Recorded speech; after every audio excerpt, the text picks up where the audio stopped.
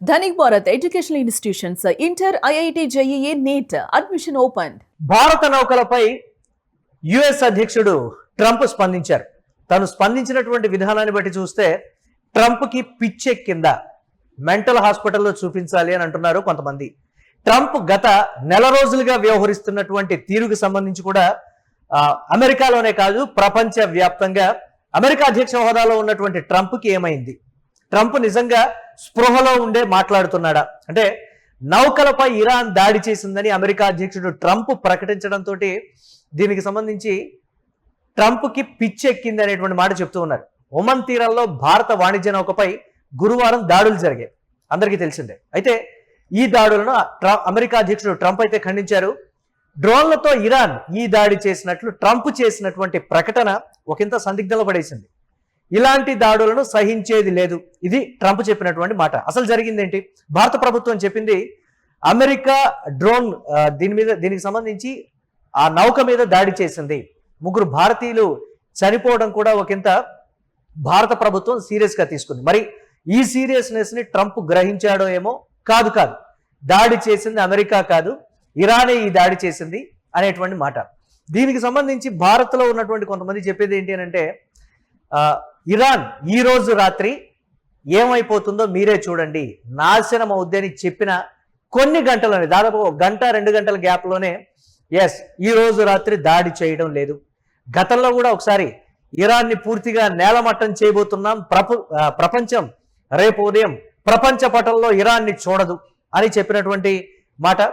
నిన్న కూడా చెప్పినటువంటి పరిస్థితి ఉంది ఇరాన్ విషయంలో. మరి 1-2 గంటల్లోనే ఒపీనియన్ మార్చేసుకున్నాడు.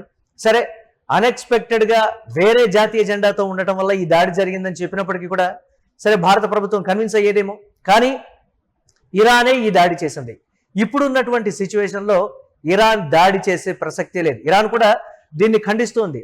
ట్రంప్ చేసినటువంటి ప్రకటన ప్రపంచాన్ని పక్కదోవ పట్టిస్తుంది. ఇప్పటి వరకు కూడా భారత్ని ట్రంప్ చాలాసార్లు వ్యతిరేకించినటువంటి పరిస్థితి, మళ్ళీ వెంటనే నాలుగు ఖర్చుకొని ఇమ్మీడియట్గా కూడా తన తప్పు తెలుసుకొని భారత్ వైపు మాట్లాడినటువంటి సిచ్యువేషన్ ఉంది. కానీ జరిగినటువంటి దాడి ఆ భారతీయులు, ఆ నావికులు ఏ స్థాయిలో ఇబ్బంది పడ్డారు, 3 ప్రాణాలు కోల్పోవడం. విశాఖవాసి కూడా పట్నాల సురేష్, మెరైన్ ఇంజనీర్, అతను కూడా చనిపోయినటువంటి పరిస్థితి. శోకసంద్రంలో మునిగిపోయింది ఆ కుటుంబం. ఈ నేపథ్యంలో వాళ్ళు కూడా మాట్లాడటం జరిగింది. సో దాడి చేసింది అమెరికా డ్రోన్లు అనేది అక్కడ ఉన్నటువంటి నావికులు కూడా స్పష్టంగా చెప్పారు.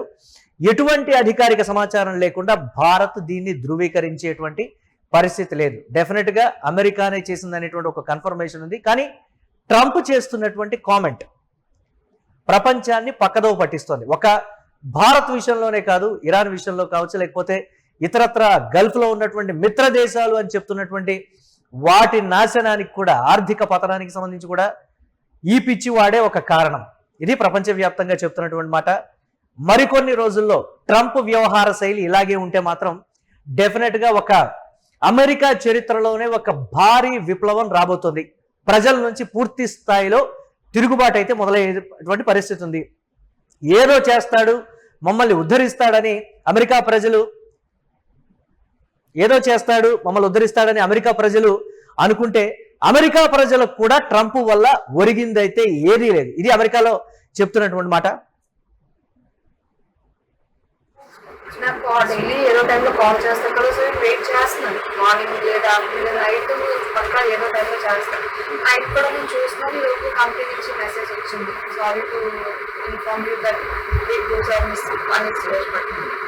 నాకు నువ్వు చీఫ్ ఇంజనీర్ అండి, అంత పెద్ద పొజిషన్ ఉన్న పర్సన్ మిస్సింగ్ అని ఈజీగా ఎలా చెప్తారు? 12 years నుంచి ఆ కంపెనీకి వర్క్ చేస్తాను, 10 to 12 years నుంచి చేస్తున్నారు. అప్పుడు నా అకౌంట్ పెట్టాను, అంత యాక్యురేట్గా మీరు చెప్తున్నారు, not exactly but more than 10 years. So అది అంత సీనియర్ పర్సన్ ని అలా ఎలా వదిలేసినట్టు రెస్క్యూ చేయలేదు.